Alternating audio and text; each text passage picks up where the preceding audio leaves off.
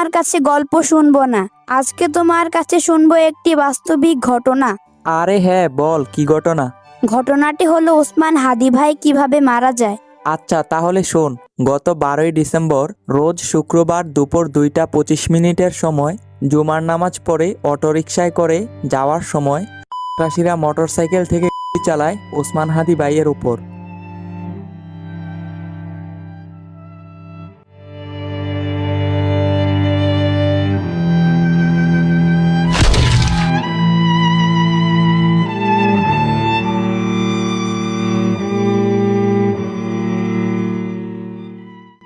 তারপর ঢাকা মেডিকেল কলেজে জরুরি বিভাগে লাইফ সাপোর্টে রাখা হয়। পরে অবস্থার অবনতি হলে বাইকে রাতের দিকে নেওয়া হয় এভার কেয়ার হসপিটালে।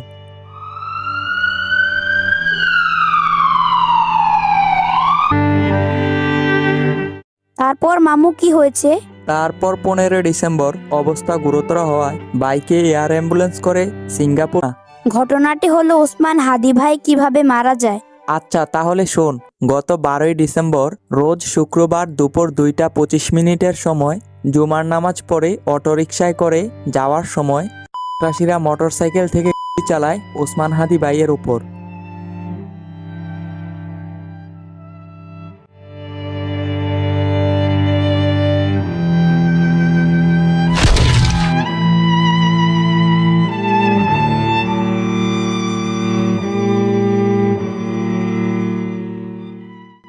তারপর ঢাকা মেডিকেল কলেজে জরুরি বিভাগে লাইফ সাপোর্টে রাখা হয়।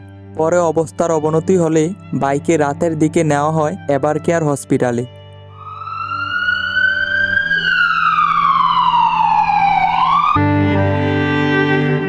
তারপর মামু কি হয়েছে?